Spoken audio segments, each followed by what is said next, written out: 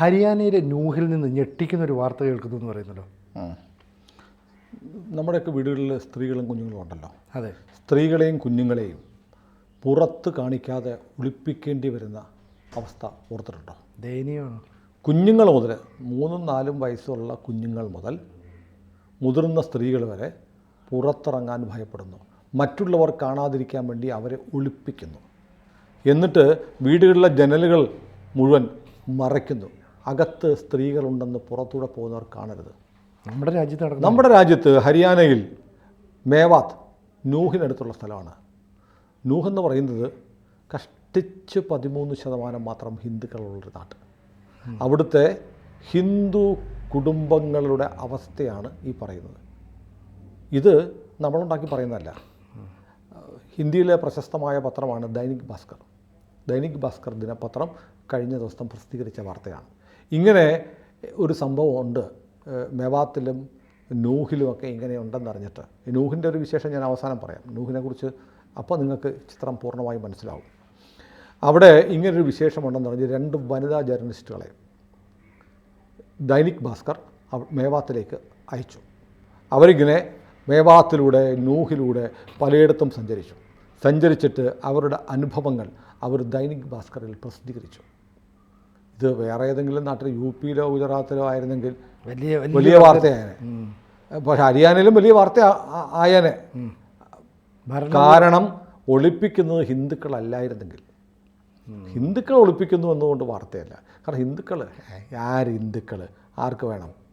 ഇതാണല്ലോ മാധ്യമങ്ങളുടെ ഒരു സ്ഥിതി. അപ്പോൾ 2 വനിതാ മാധ്യമ പ്രവർത്തകരെ അവർ ഈ സ്ഥലത്തേക്ക് ദൈനിക് ഭാസ്കർ ഒരു കാറിൽ പറഞ്ഞു വിട്ടു. അവർ വൈകിട്ട് 7 മണിക്ക് ലേഖികയുടെ ഒരു റിപ്പോർട്ടിൽ ആദ്യം പറഞ്ഞു, ഞങ്ങൾ 7 മണിക്കായിരുന്നു അവിടെ ആൽവാർ എന്ന് പറയുന്ന സ്ഥലത്ത് ഞങ്ങൾ പോയി. ഏറ്റവും കൂടുതൽ ബലാത്സംഗ കേസുകൾ കൂടിക്കൊണ്ടിരിക്കുന്ന സ്ഥലമാണ്. അവിടെ രാംഗ്രഹ് പോലീസ് സ്റ്റേഷൻ പരിധിയിലെ നിരവധി വില്ലേജുകളിൽ ഞങ്ങൾ പോയി.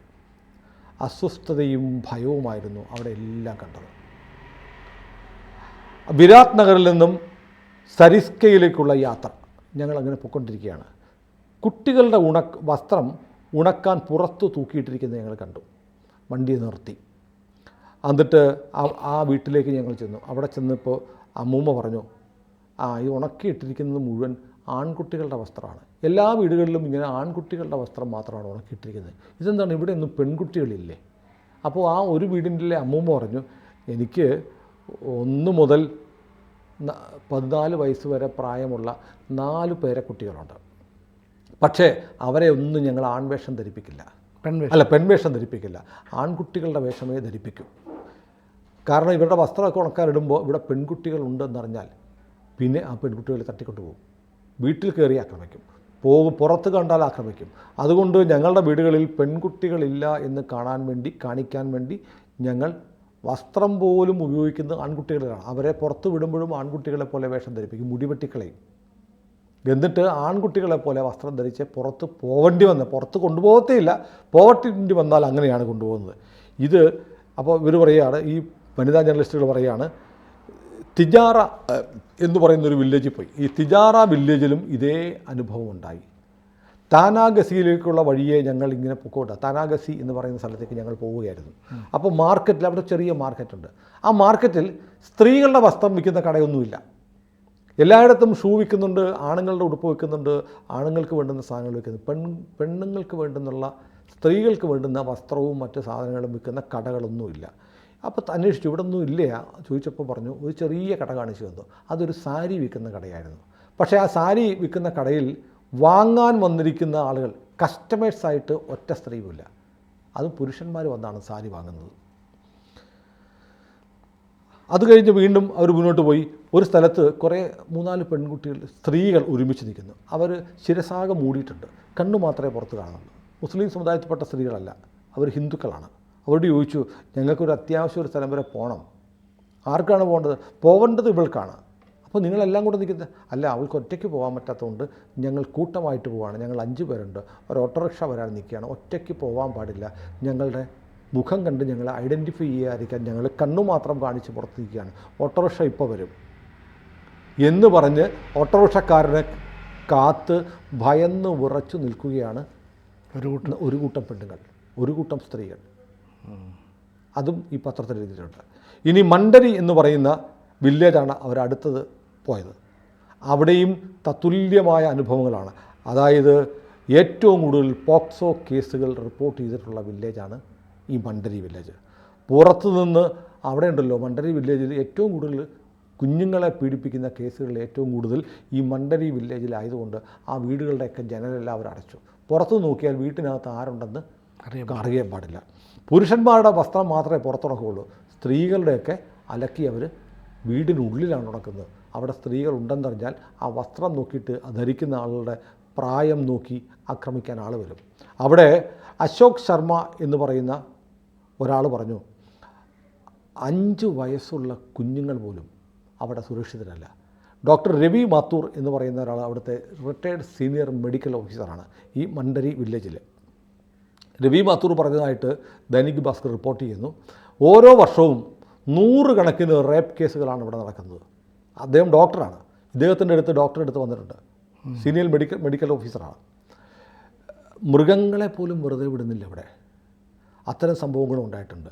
കഴിഞ്ഞ ഏതാനും മാസത്തിനിടയിൽ, കഴിഞ്ഞ 2-3 മാസത്തിനിടയിൽ 70 പോക്സോ റേപ്പ് കേസുകൾ, കുഞ്ഞുങ്ങളെ പീഡിപ്പിച്ച 70ഓളം കേസുകൾ ഞാൻ തന്നെ കൈകാര്യം ചെയ്തിട്ടുണ്ട് എന്ന് രവി മാത്തൂർ പറയുന്നു. അപ്പോൾ രാത്രിയൊക്കെ ആയാൽ വീടുകളുടെ പുറത്ത് ആ വീട്ടിലെ പുരുഷന്മാർ വീടിൻ്റെ പുറത്ത് കാവൽ നിൽക്കുകയാണ്. മളിവാസ്, തുലേര വില്ലേജുകളിൽ ഇതാണ് സ്ഥിതി. വീടുകൾക്ക് പുരുഷന്മാർക്ക് രാത്രി വീട്ടിലുറങ്ങാൻ പറ്റില്ല. അവർ പുറത്ത് രാത്രി വടിയൊക്കെ ആയിട്ട് കാവൽ നിൽക്കുന്നു. അപ്പോൾ 16 വയസ്സാകുമ്പോഴേക്ക് ഈ മളിവാസ്, തുലേര തുടങ്ങിയ ഗ്രാമത്തിലെ ആളുകൾ പറഞ്ഞു, ഒരു രക്ഷയില്ല, ഞങ്ങളുടെ പെൺമക്കളുടെ ഭാവി ഓർത്ത് 14 വയസ്സാകുമ്പോഴേക്കും, ഞങ്ങളുടെ വിശ്വാസപ്രകാരം നിയമപ്രകാരം തെറ്റാണ്, പക്ഷേ ഒരു മാർഗ്ഗവും ഇല്ലാത്തതുകൊണ്ട് 14 വയസ്സാകുമ്പോഴേക്കും ഞങ്ങൾ അവരെ കല്യാണം കഴിച്ച് ദൂര സ്ഥലത്തേക്ക് വിടുകയാണ്, എൻ്റെ മക്കളെ രക്ഷപ്പെടട്ടെ എന്ന് വെച്ചിട്ട്. കുട്ടികൾ സ്കൂളിൽ പോകുമ്പോൾ ഞങ്ങൾ അവരുടെ കൂടെ പോകും, തിരിച്ചു വരാനും ഞങ്ങൾ കൂട്ടിക്കൊണ്ടുവരും. അങ്ങനെ കുഞ്ഞുങ്ങളെ സ്കൂളിൽ പോലും വിടാൻ പറ്റുന്നില്ല.